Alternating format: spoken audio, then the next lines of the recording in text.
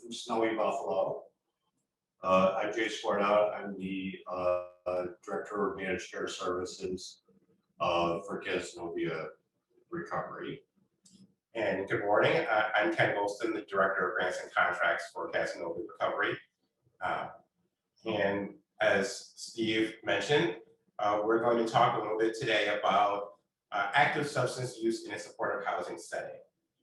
So first, just kind of a little bit of background on us, for those who are not aware.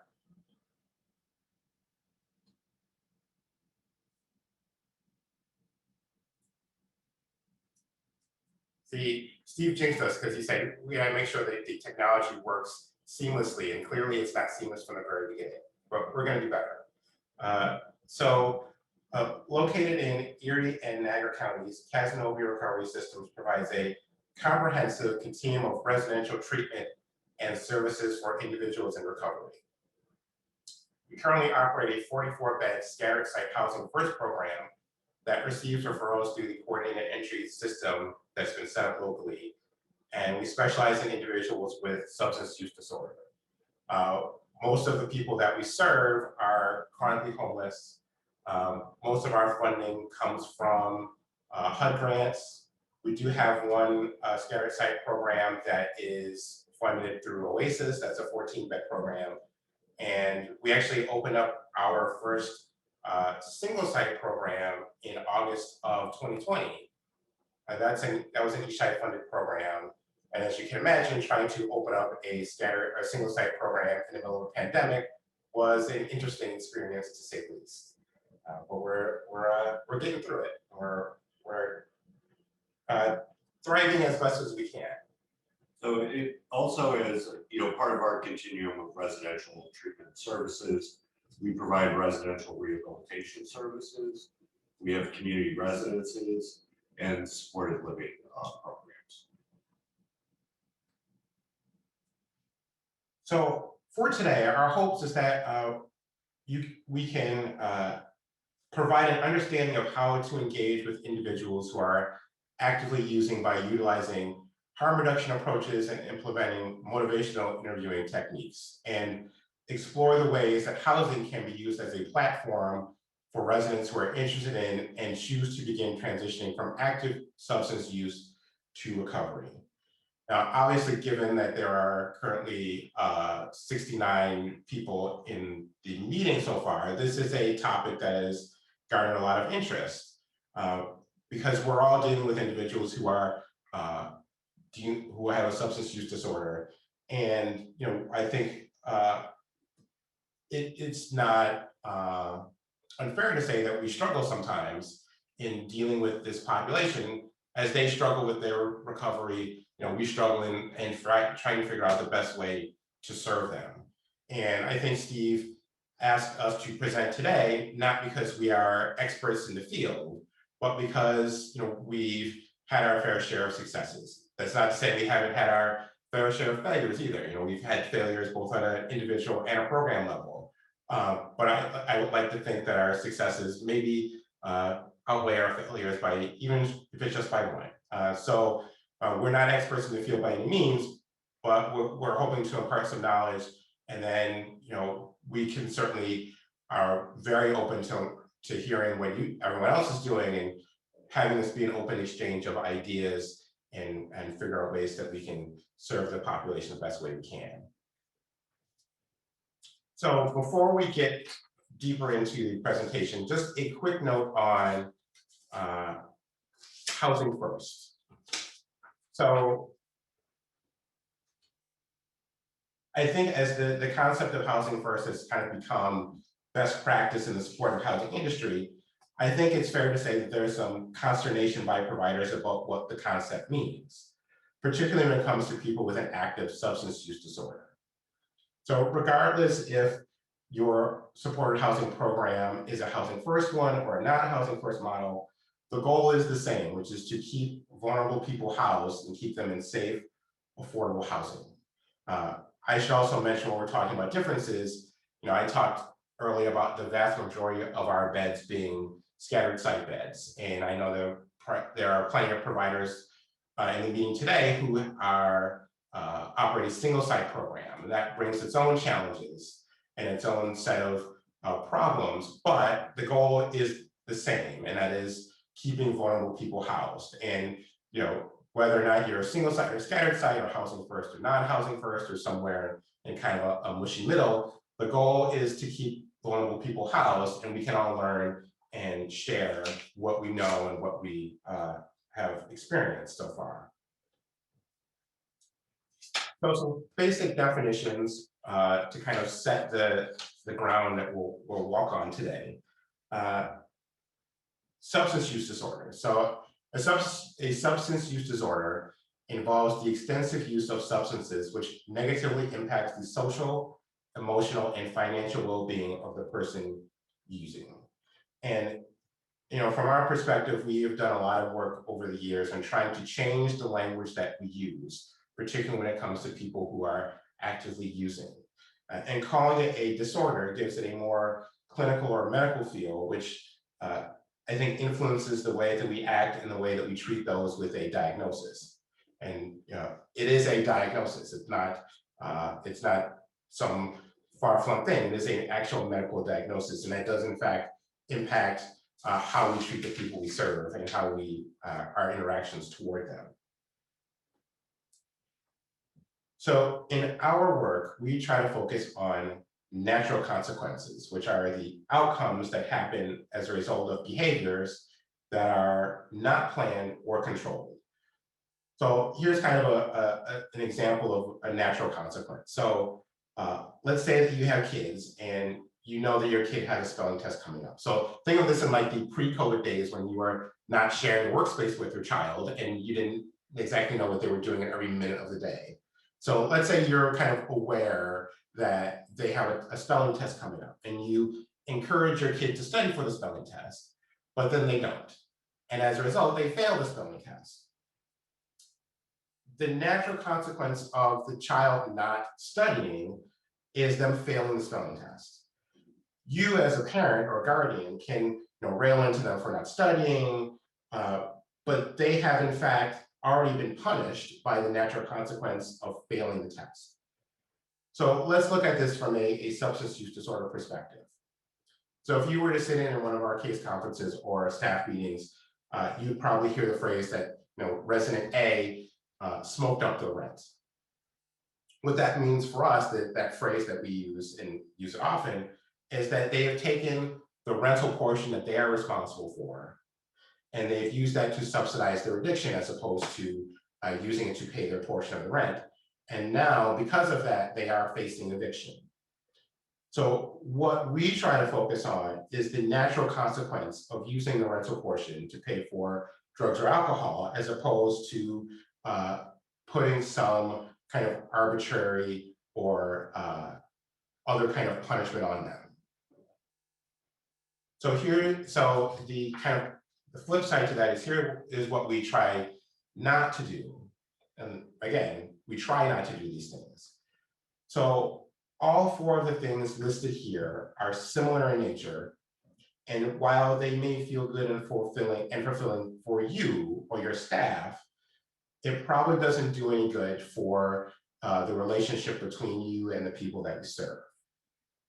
So things like tough love or lecturing or parenting, those things we find are not particularly effective and can in fact cross ethical and professional boundaries.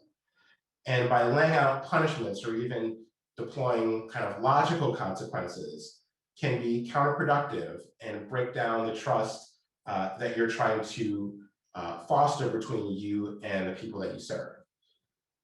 And not to mention, it's not as effective because they have already been punished because of the natural consequences faced by their actions. So in other words, this is just kind of like piling on and not necessarily helpful.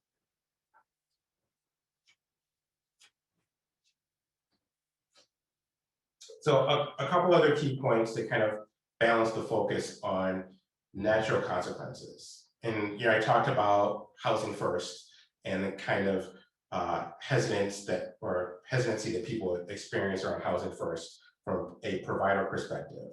And I think that there is a perception that there are no expectations for residents. So, I've heard from colleagues not only across the state, but across the country that, if you operate a Housing First program and you are working with people who are actively using, that there are no kind of ramifications or consequences, and it's just kind of like for lack of a better term, like the Wild West, and people can do whatever, and there is no demand. But that's not the way that we operate or perceive things. And as the slide says, low demand is not no demand.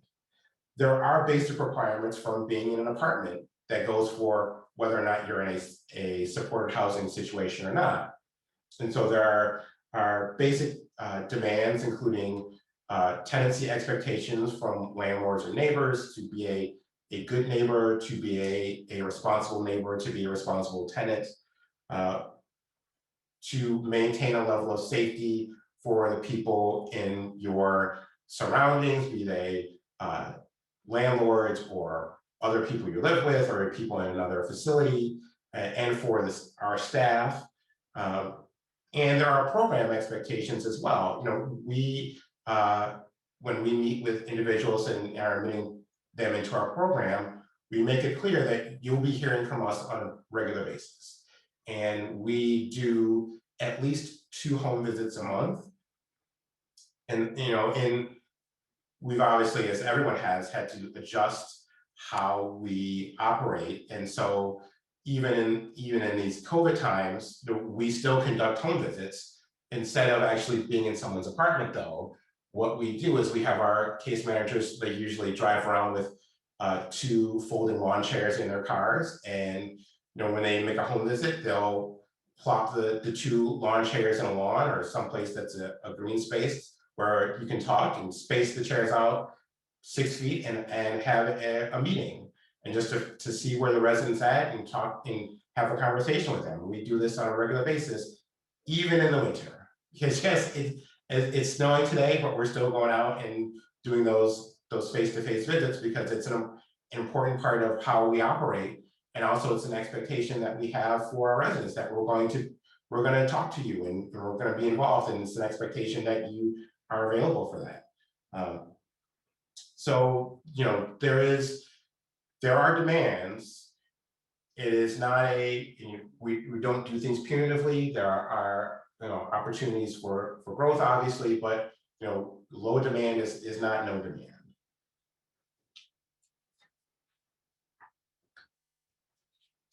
Another tactic that we use in kind of a bigger picture of how we operate is using a motivational interviewing technique. So, and as I go through these will probably sound a lot like the people that you serve.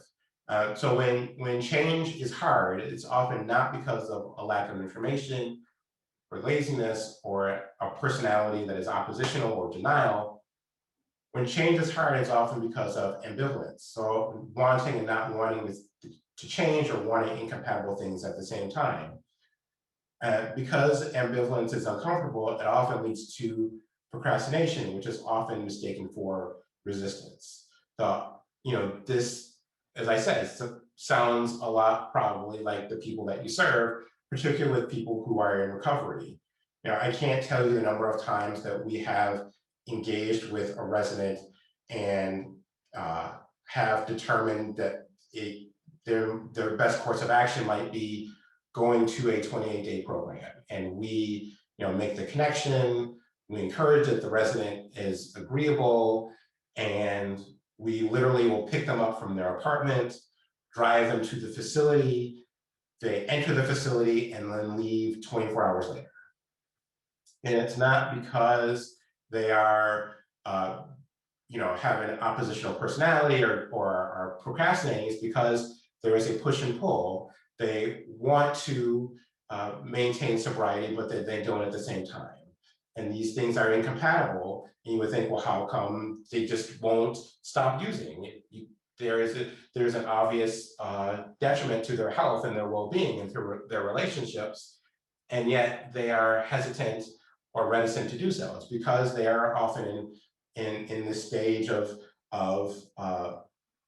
like pre-contemplation or contemplation, where they want to change, but they don't want to change. And so we recognize that in the people that we serve, and we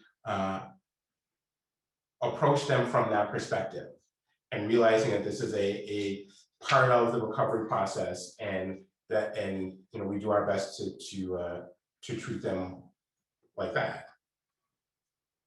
Part of our other kind of overarching philosophy is a harm reduction philosophy. So harm reduction is a set of practical strategies and ideas aimed at reducing negative consequences associated with drug use. And additionally, harm reduction is a movement for social justice built on a belief in and respect for the rights of people who use.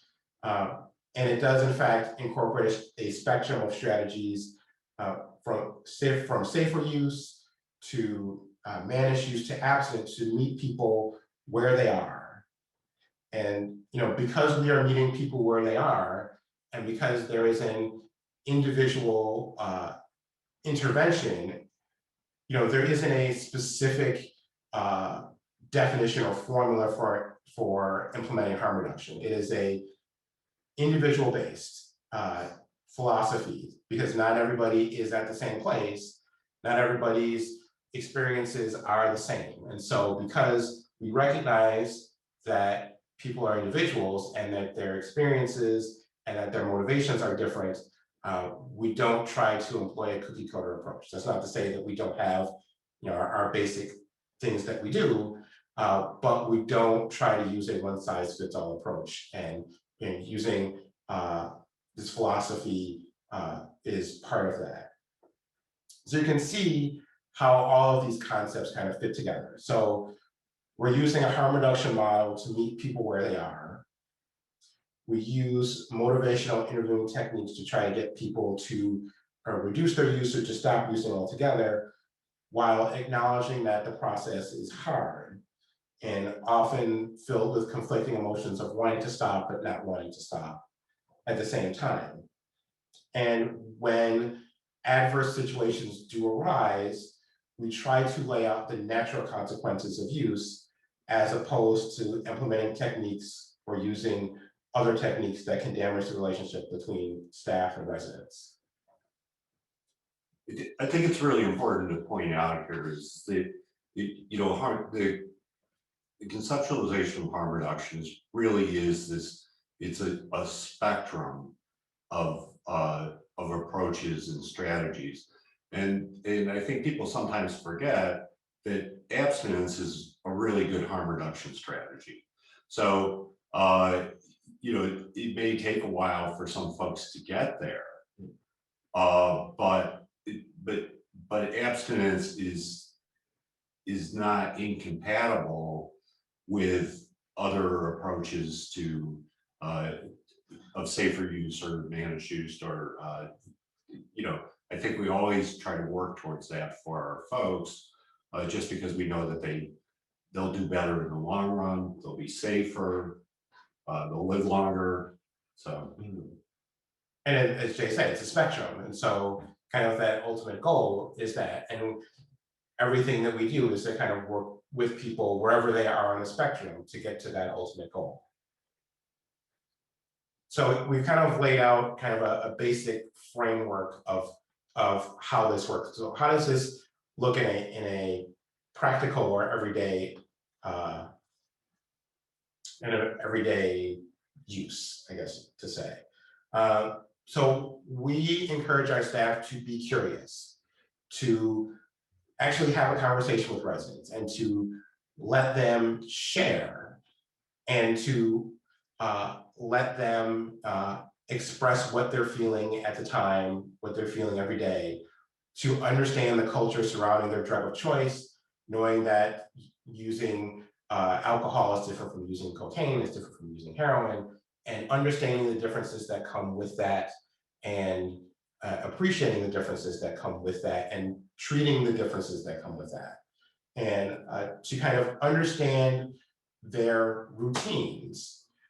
So we have a long-time resident in one of our programs who the last 3 weeks of the month, this resident is great and is in a good place mentally and is a good place physically. But the first week of the month is filled with, fear and regret and embarrassment and shame, because the first week of the month is when she gets her check. And previously, her dealer knew that the first week of the month was when she would get her check. And the dealer would stand outside the resident's apartment and would kind of stalk her out, knowing that the resident was getting their check that week. And then the dealer would take the resident to the check cashing place and would help her cash her check and would exchange, and then the resident ended up, coming to us because they've spent their portion of the rent on using, and they've been using, and there's a cycle of, fear and embarrassment from us because they know it's not the right thing to do, but they were kind of pressured into it and were kind of fearful of what would happen if they didn't.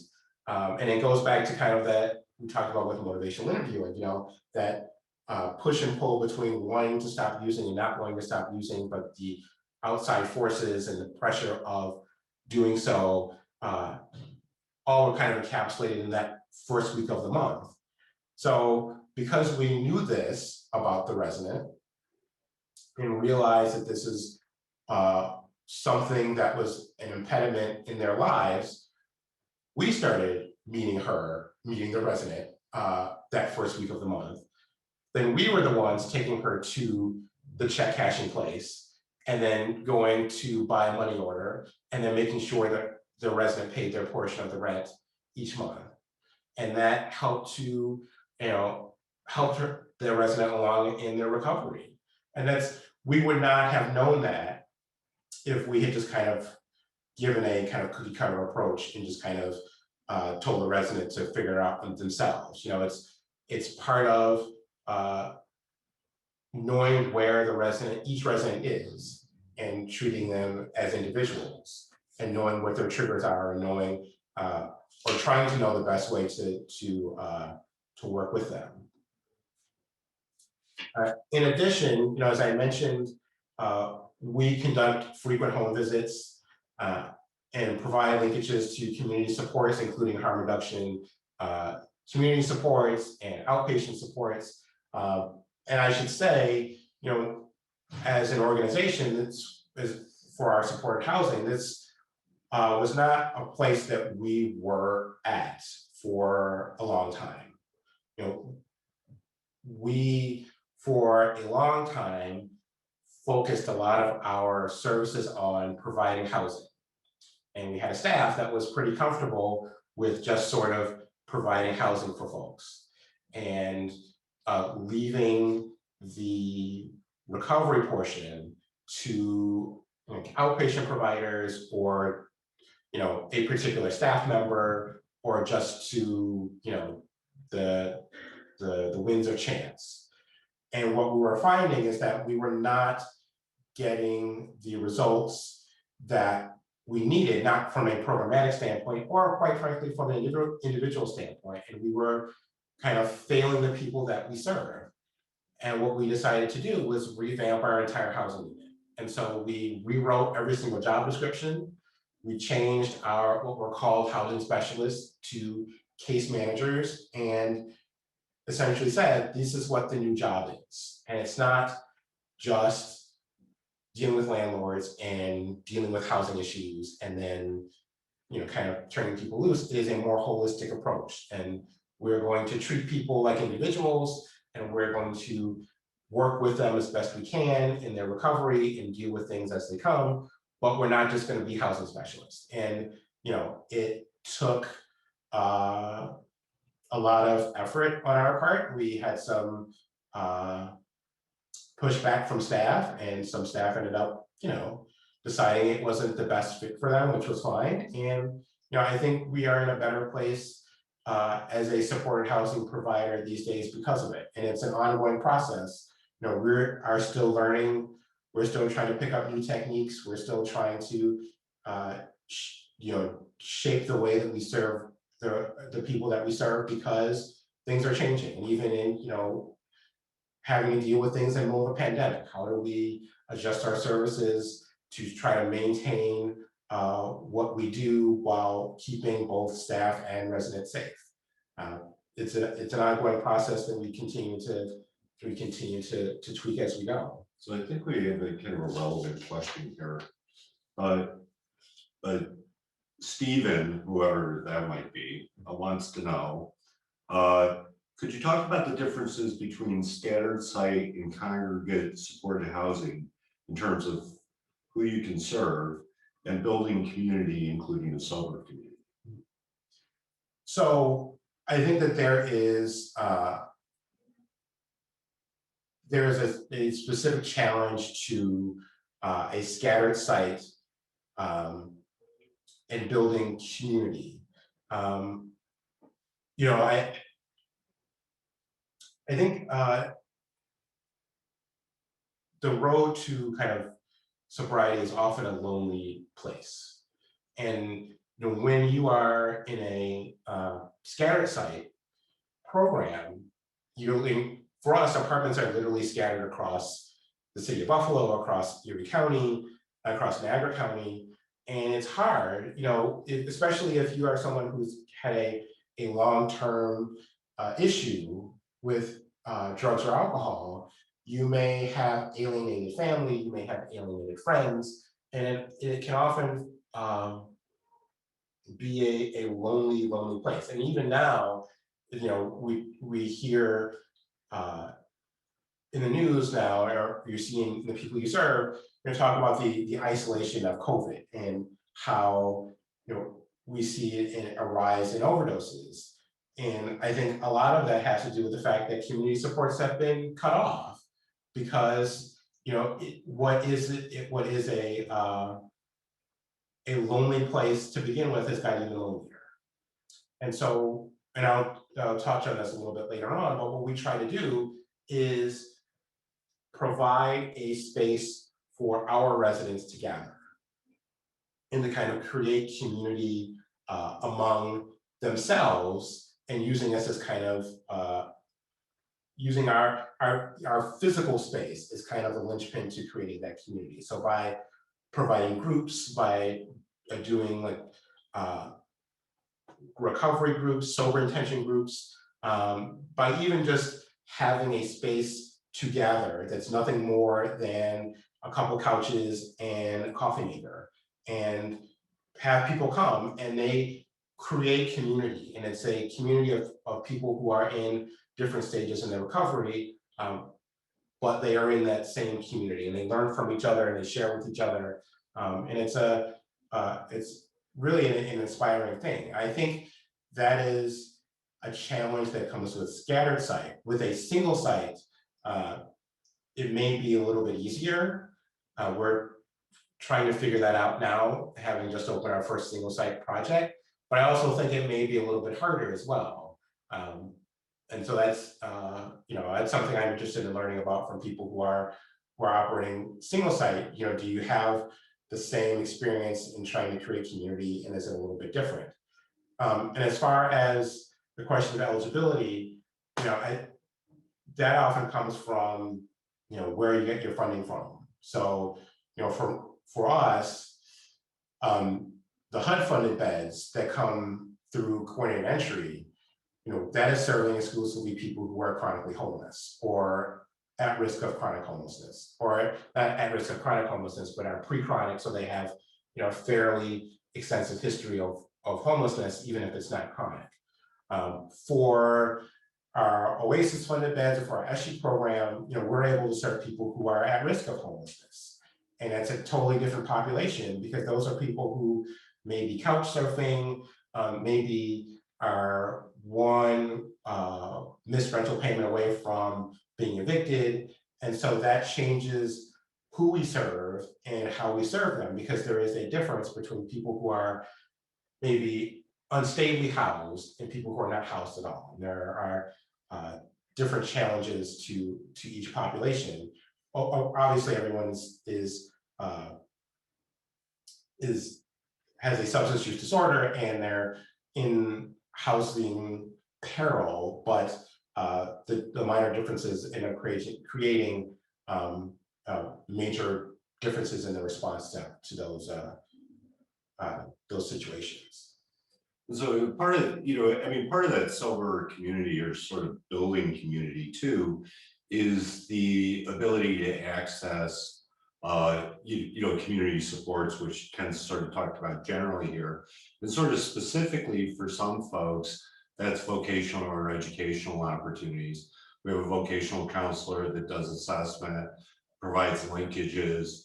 Most of our folks, because of their substance use history, qualify for things like Access VR, or, and we partner with other community providers, 716 Ministries, which provides training, the city mission, the local colleges, a number of agencies that provide volunteer activities. Because work, whether it's paid or whether it's volunteer or education, is therapeutic in its own respect. I mean, part of recovery from substance use problems is not stopping using a substance, but it's creating a life in which substance use no longer makes sense. And so I think it's almost impossible for people to sustain or move towards long-term recovery goals without having a meaning and purpose in their life. So I think that community aspect is vitally important.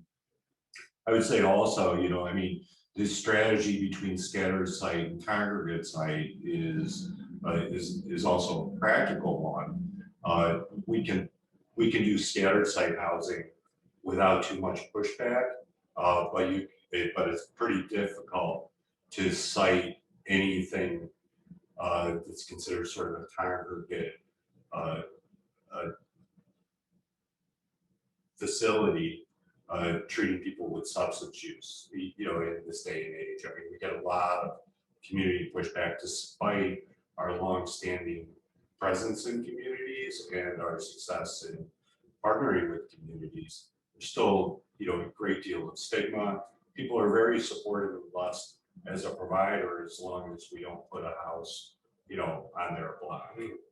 So, and we've encountered that all the time. All the time. Yeah. Our services are pretty good in the abstract, I think. But then when the rubber meets the road, and we actually want to serve people in the community, then we hear all different kinds of things and excuses why that shouldn't happen.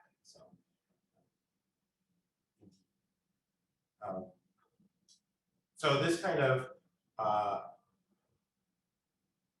adds on to that conversation a little bit about creating community. So when a person is actively using, their use can become their priority. And so that's another thing that you have to work with and we try to understand. And as I mentioned in kind of answering Stephen's question, we have tried to meet people where they are, literally and figuratively. That means creating spaces for us to meet them at their house or close by their house. It means having a space in our office which is dedicated to people just dropping by. Like, we recently moved offices. As I mentioned, we opened up this single site project and we moved our offices to the garden level of those. But in our previous office, and this was in pre-COVID times, we literally had a waiting area, and it was nothing more than a couple couches and a TV and a coffee maker. And we'd have residents who just literally came by just to talk, and they would just sit down in our office, and they might chat up our staff, or they might chat up another resident who was there, and it was just a place for people to share. And when I mentioned earlier about the requirements of us doing house visits and meeting people where they are, we try to have this prescribed meeting time, But for many people, the best place for them to be was just to drop by. And when they dropped by, staff was not unhappy to see them. It was, hey, you're here. I know you weren't scheduled to be here, but I'm happy to see you. You obviously want to talk. Let's talk, and let's find a space where we can chat. And it's that trying to build a level of trust with the people that we serve on a day-to-day basis, and allowing them to open up and allowing them to let you in, and that helps with the ability to serve.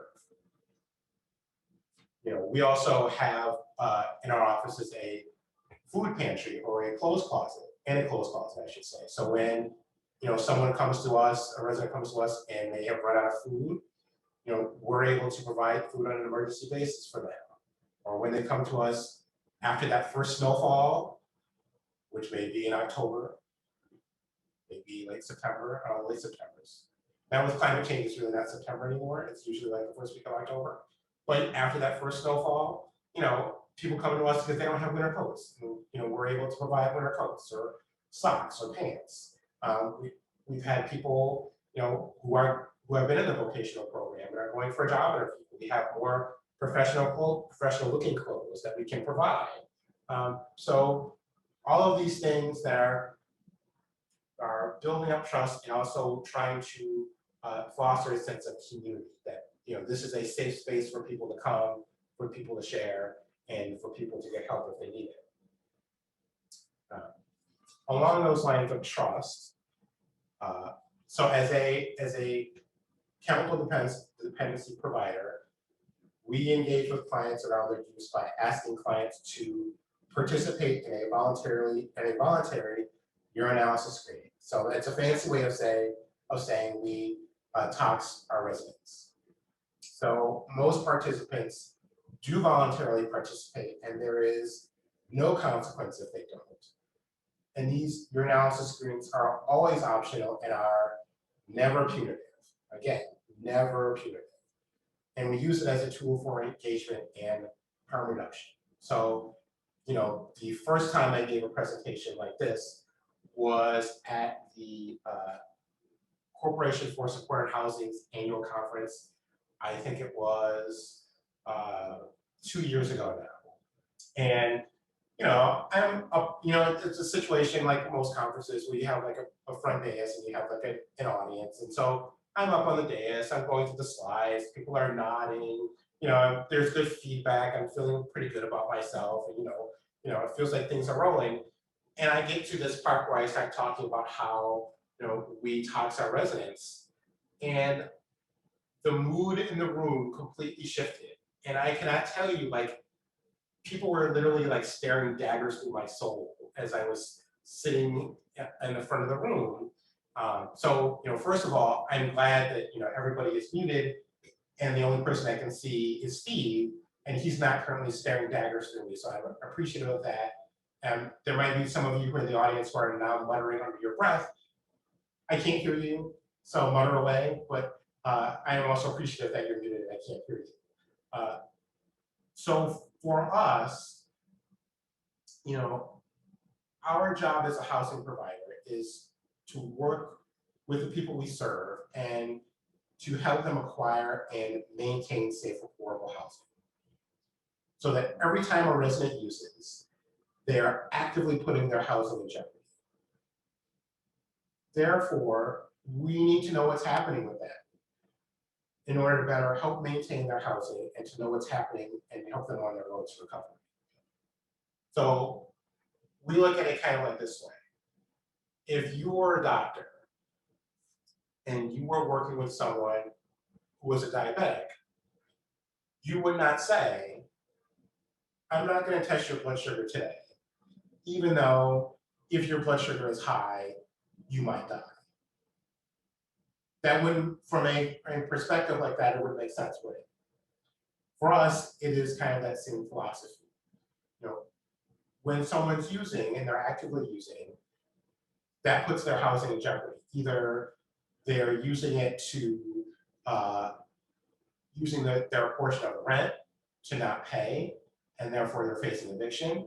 There might be behaviors that go along with their use, which might put their housing in jeopardy. There might be calls to the police or local authorities, which might put their housing in jeopardy, or their interaction with neighbors, which might put their housing in jeopardy. We don't want that to happen because we don't want people to lose their housing. So this is, again, another tool that we use for engagement. And I can't stress this enough, it is never punitive. It's not as if, and we make it clear for people right up front, if you have a positive test, you're not getting kicked out of the program. Like, that's just not what we do, and it's not gonna happen. It's not even on the table for a possible outcome. And again, let me harken back to the focus on natural consequences. So if we have someone who comes in, and one of our residents, and they have a screening and they test positive for cocaine, there would be a logical consequence that we would maybe seek to remove them from housing or seek to get them evicted. That is a logical consequence, would be a logical consequence, but that's not what we focus on. It's not even on the table. There is a natural consequence to that, which is that they have now tested positive, and there's a natural consequence that they may in fact lose their housing, and we now have to work with them to ensure that they don't. So it is a tool that we use. It is not the only tool, but it is one that is never punitive, and it's just another one that we use on the spectrum to recovery. I think it's really important to note also that, in terms of drug testing or drug screening, it's never clinically appropriate to just do that in a vacuum. So it always has to be associated with a visit, with an assessment, with a discussion. And it's also not even reimbursable unless you provide that corresponding assessment. So it's really just part of a comprehensive assessment strategy. And then when if people don't want to participate in drug testing, then that's an assessment, that's a discussion also, right? So you're constantly engaging with the person. It's information for them, it's information for us, and it is approached as part of the therapeutic relationship that you want to do better, we want you to do better. That's very different than, oh, we're trying to catch you, or so the attitude and sort of the informed consent and the collaboration between us and the residents is really critical to this. I have there's some questions that I think sort of correspond to this. So how do you guys manage risk plan for those that are using and thus at the risk for overdose? I think that if we are in a situation where we feel like that is a possibility, and it's always, I guess, a possibility, that is when the benefit of having a continuum in-house where we can clinically assess someone and use the other, the housing staff at Cazenovia is primarily non-clinical. We have clinical staff in-house in our residential programs. And so what we're able to do is engage with them and try to form a course of action. We had somebody recently in our single site program that had moved in. It came from one of our other programs, moved in, and within 45 days was kind of spiraling, and we knew that this was headed for an unsafe place. And so it was a conversation between myself and Jay and housing manager, and eventually the resident. And what we decided the best course of action was for this person to enter a treatment facility. Now, that is also uh, a decision that the resident themselves have to make.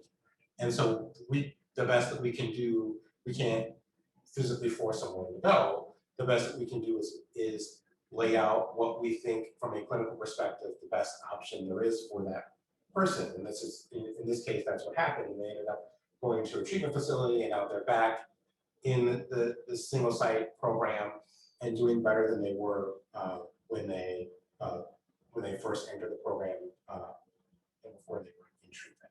Yeah, so it also speaks to, you know, the benefit of drug testing is that, you know, despite the issues of, you know, intrusion and cost and sort of uncomfortableness for some people around that, it's a very helpful tool to kind of know where people are.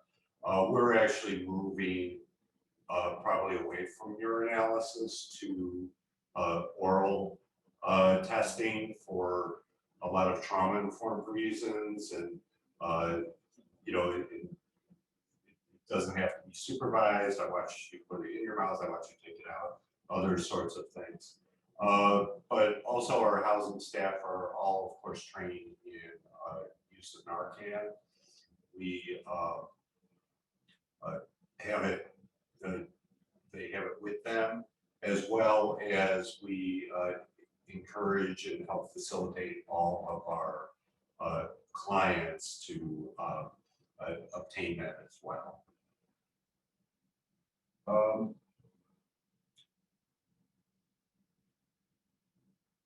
With people using in your housing program, how do you manage neighbors who are concerned?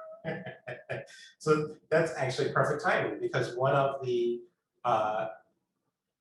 biggest things with our program is that because we're scattered site, our residents are in the community, which means they're in the private rental market.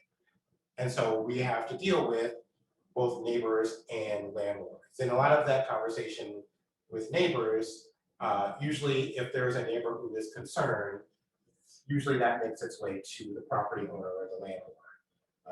And we have a program manager, housing manager, that oversees all of our housing program. And a large portion of his job is being our point person with landlords or with property managers, because there are these issues that arise and we need to be able to focus attention on them when needed. And so, we have to, one of the things that we are probably to a fault is completely transparent and honest with property owners about who we serve. And it's not that we say, hey, we're moving in people who are using drugs. What we're saying is, we are a provider in the community that provides services to people who have a disability, maybe they have a substance use disorder, and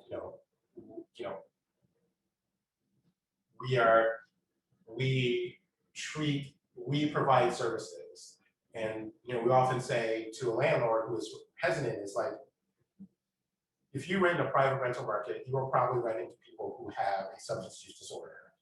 The difference between that person and the person that we're working with is that there's actually a case manager, and that if there is an issue that arises with your property that you feel needs our attention, you can call us, and we will work with the resident, and we'll also work with you to make sure that your property is fine, for lack of a better term. We often find ourselves in a situation where there is damage done to the unit, and so we have to figure out what we can do. It may be something beyond the security deposit, it may not be. We also, have to, when we do that, it is a very honest conversation, as I said before, and we stick by our word. So it's, we are available for landlords and property managers, and we spend a lot of time cultivating those relationships.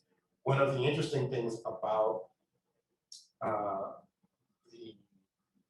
relationship between landlords and us is that we employ a kind of what we call a bridge apartment. So because of the majority of the people that we serve are chronically homeless, we actually have an apartment that's dedicated to those folks so that if they're in a shelter or if they're on the street, we can immediately put them into a place and then work with them, provide basic case management services, and conduct a housing search so that they can transition from literal homelessness to a bridge apartment to a permanent supportive housing or their own apartment. What that has required over the years is complete transparency with a property owner saying, look, our name is on this lease. You're probably going to see if you may have somebody who is in here on Monday who by next Monday is not. Just, we're working with them. Just be honest and say, look, this is somebody we're working with. There's going to be a lot of traffic. Rest assured, we're working with these folks. Do your best not to get freaked out. And that's not really a professional conversation, but that's essentially what we do. Is to say, these are the people who we're working with, but we're working with them. If you are agreed to rent to us, our name is on the lease. We're responsible for something that happens. But this is our situation, and we are aided here in the city of Buffalo and surrounding Erie County because we have source of income protection. So, landlords can't explicitly say because you're working with an agency that we're not going to rent to you because of where your rent comes from. But that means that there are also more creative ways to discriminate, and so we have to work our way around those and be aware of those as we are in the community. There's just for a minute, I'll back up to drug testing because there's a question about that. Then there's a really great comment that I'll throw at you to struggle with. But so if people want to know how to set up the drug testing, so we do both instant drug testing where we purchase instant drug tests, and we also are contracted with a lab that starts with the letter Q that we have standing doctor's orders. So our medical director is the ordering physician, and our staff go into the electronic portal and can actually submit the information for the tests. The costs are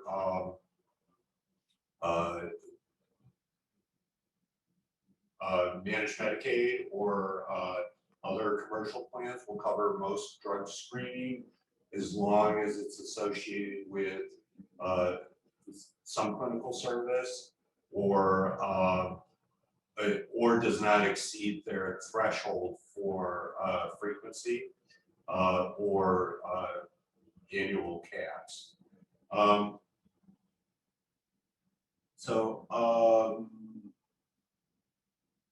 challenge with the supported housing program is that some behaviors linked to substance use can create community disruption in our building, as well as trigger other residents that are in recovery.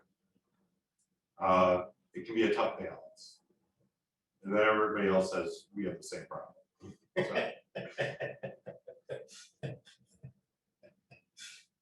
Yeah, so do we. So I think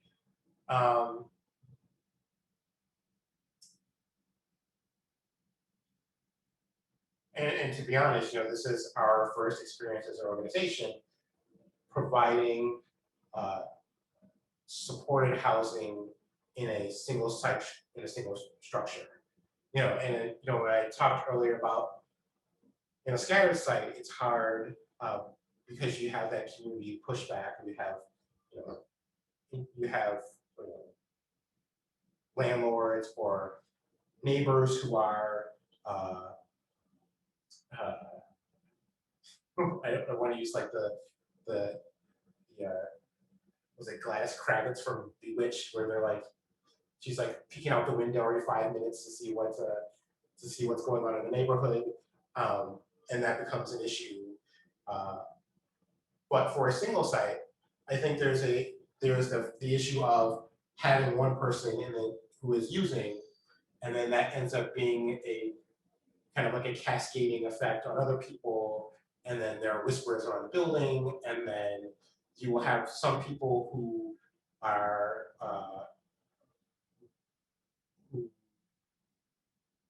bothered by that, and then they talk to us as a staff about what we're going to do, and so they're looking at us like, well, I know so and so is using.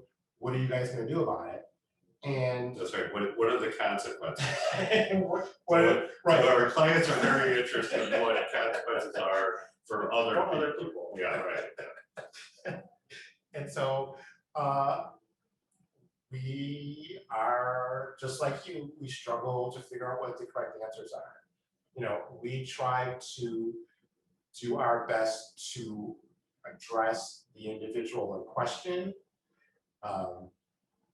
You know, I'm mentioning that situation from earlier where we had somebody who moved in and was clearly spiraling. You know, that in large part came to our attention because they ended up coming to the building at like 3:30 in the morning and were clearly under the influence of something and did not have their fob. And so they were knocking on the fourth floor windows of every apartment, trying to find someone who would let them in. So, you know, we end up in a situation where once that happens, we meet with the resident, we try to address it that way. But it's also something we're trying to figure out as we go, like what is the best way to address this?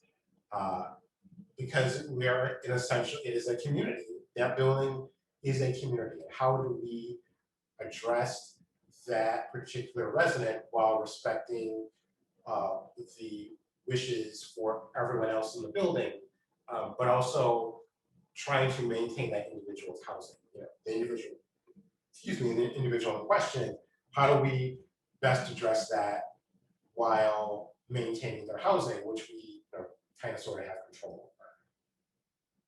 That was probably a non-answer because I don't have the best answer for that because I don't think anyone has the best answer. I think the best answer is, the most appropriate answer is each individual case is different, and you try to address that individual case as it is. So I think in a larger sense too, for all of our programming, you know, you never want to sacrifice the good of the community, you know, or the whole house because of one person.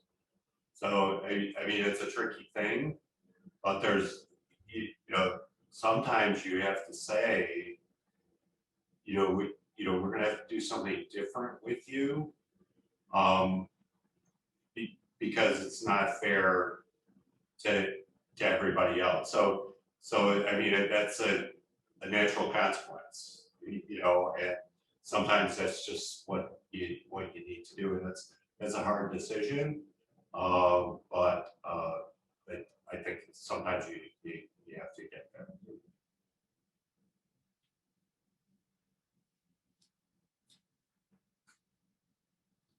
So we've talked a lot about the kind of struggles of individuals in recovery, but it is possible. It is a reality.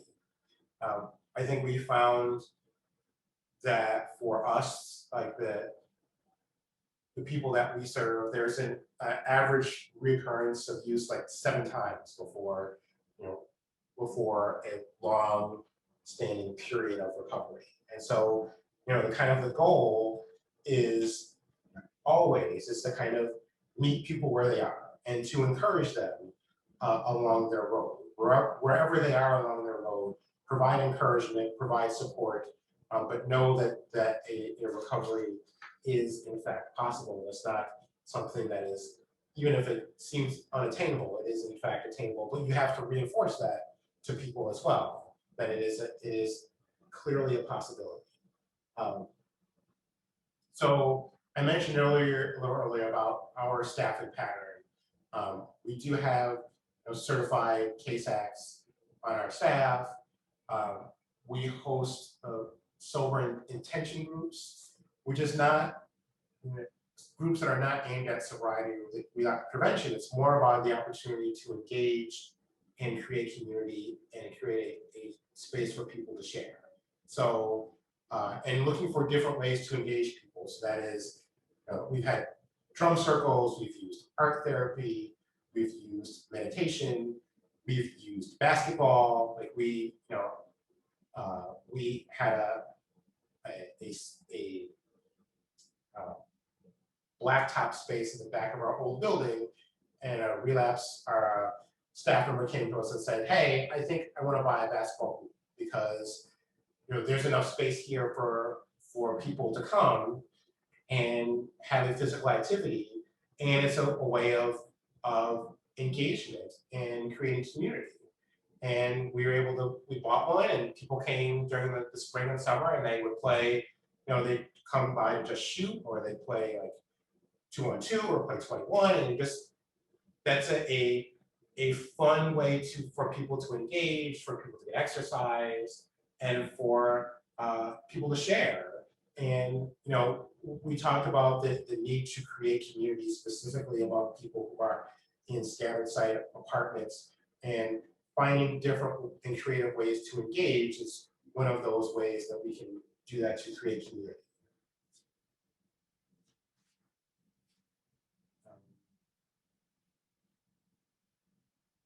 And at some point, there may be a need for residents to enter treatment, and that is a clinical decision that we often come to, but that is a thing that often happens. So, we have partnerships with treatment facilities locally.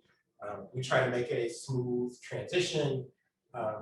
We try to provide a warm handoff, like a literal handoff if possible, where we literally drop the resident off at the facility. If that's happening, we often try to get access to the apartment just to do safety checks to make sure the apartment is fine while the resident is gone. We make sure to clean out the fridge. That's a big thing. If somebody's going to a treatment program and they're leaving their apartment, get access to the apartment and clean out the fridge, because nobody wants to come back to an apartment that they've been away from and open the fridge to moldy cheese. Like, it's a thing. So, do that. Because we have partnerships with different treatment facilities, we try to provide options for people to go. There might be a different site, it might be a more secluded facility they might choose to go to, but we try to provide people with options. And then finally, for those outpatient facilities, we try to partner with people or with organizations that people who are using, they actually treat them with dignity and respect, because it's an important thing to remember that these are individuals that we're dealing with who are people. With even in their lowest points, they're still people, they're still individuals, and they deserve to be treated with respect and with care. And so that's something that we honestly believe in and try to strive to do.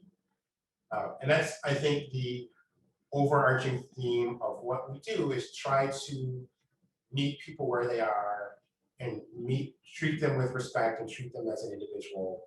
And that's probably the biggest takeaway I can say for our services, is that that's what we try to do, and try to do that on a day-to-day basis.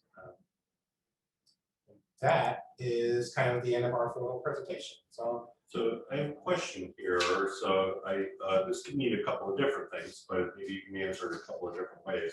So it says, how are the staff being supported? So that can mean, how are they being supported, or how are you paying for them? So maybe you could talk about both of those.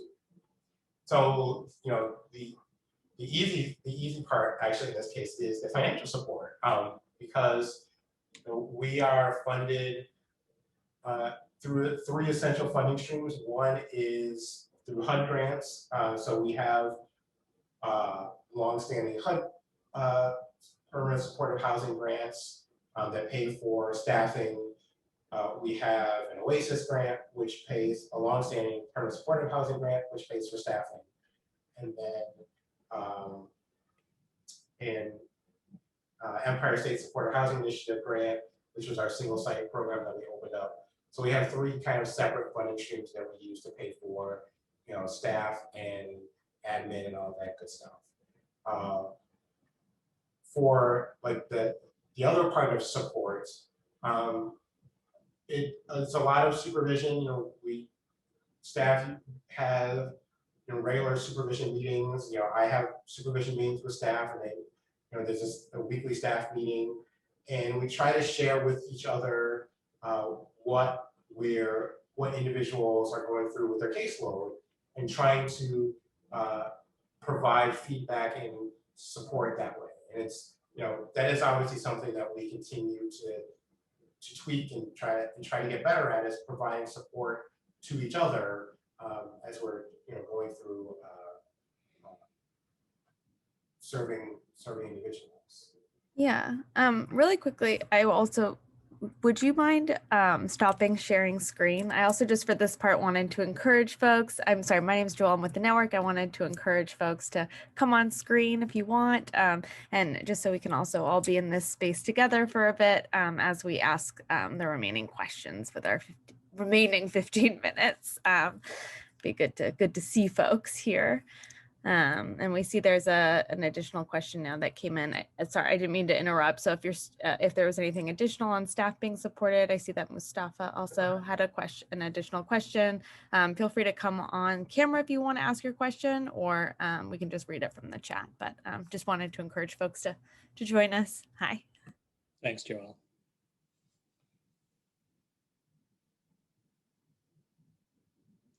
You have to unmute yourself, I think, is the protocol. Yes, you have to unmute yourself, and if you're on the phone, it's *6 to unmute.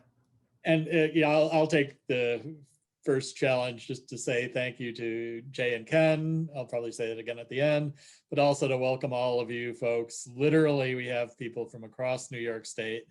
We better find a better geographical name. There are people from the shores of Lake Erie to the shores of the Long Island Sound on this call. So thanks for joining.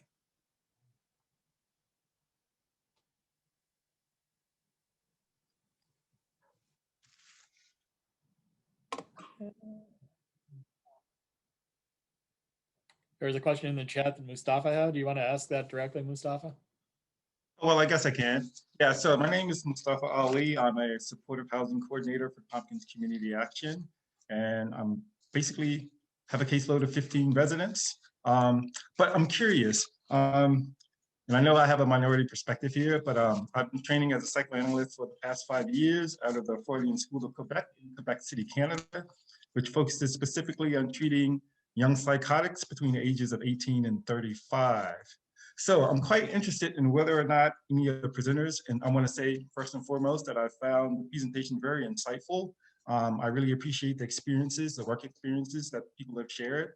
But I'm really interested in whether or not anyone has ever considered psychoanalysis, looking at the unconscious or considering unconscious motivations and desires and how they might result in some of these negative or inappropriate behaviors that many of our clients often exhibit. And I'm just curious about that. Has anybody had any experience with that, with psychoanalytic approaches? Has that been recommended in terms of treatment for any clients? Like, is that an option for clients? Well, I think, there's certainly from a treatment provider standpoint for people that provide substance use treatment, you will find, I don't know about psychoanalytic approaches, but certainly psychodynamic approaches through things like schema-focused therapy. A number of the cognitive behavioral therapies also incorporate sort of the preconscious issues that drive behaviors for people, kind of, developed core themes that are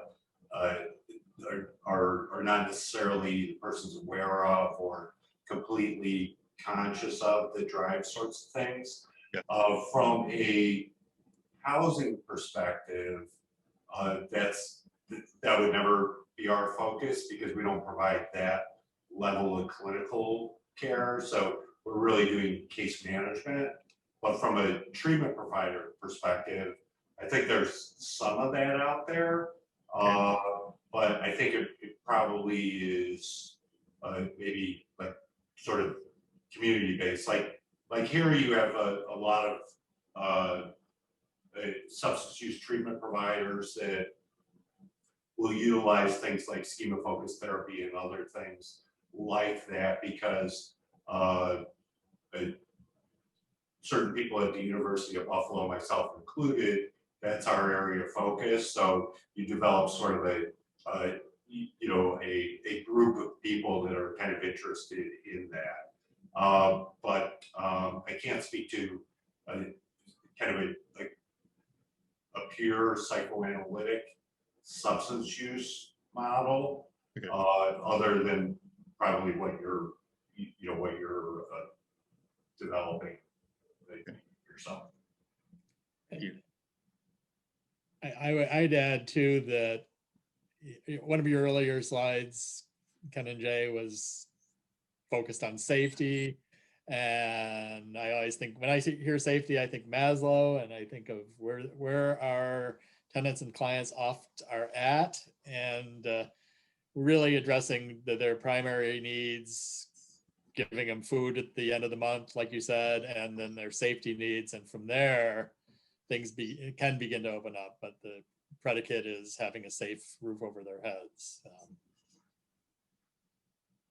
Yeah, and there's certainly risks involved with that, right? So there's risks for the client, there's risks for the agency. I remember, like, when I was a little social worker, that we started a housing first model on the Lower West Side of Buffalo, and my very first I don't know how we got the money or where we got it from, but we furnished all of our apartments, and they had a nice little kitchenette with dishes and Mr. Coffee maker and area rugs, that were like imported from East Asia, and just like really somebody had a great deal of fun, like decorating all of our apartments and everything. And our very first client, we admitted her on a Friday, and we went to visit her on Monday, and everything was gone. Everything. There was nothing except the clothes on her back. And my staff, of course, were like hurt and outraged and really angry and very interested in making an example of her. And they wanted to throw her out, or they wanted to press charges, or they wanted to do all sorts of things. And I wasn't really sure what to do. This was, the housing first was kind of a new concept. There had always been we had housing, other people had had housing, but it was much more expectation driven, right? So I ended up calming them all down, and I told her that I wasn't gonna have her arrested. And I got her a mattress and a blanket. And I told her she could stay. But if she wanted anything else in her apartment, she was gonna have to work with me around how that was gonna happen. Because I wasn't gonna give it back to her and repeat the whole thing. It wouldn't have been in her best interest, and it would have been mine. And believe it or not, she ended up being very, very successful. She ended up going to school. She ended up getting a pretty good job. She ended up, of course, moving out of our apartment. She was able to achieve long periods of abstinence, and she had some really serious mental health issues that she was able to get under control. She was able to reconcile with her family, and I always think back to that of I could have just responded emotionally to that and checked her out, or gotten my, pound of flesh and called the police and had her arrested. And I was always glad that I did. Now, that being said, I also have, and Ken, I'm sure can speak to this as well, is we've given people chances, maybe more chances than we should have, and we later then regretted. It was like, after like about the 5th time they did that, I probably should have put my resources someplace else, so.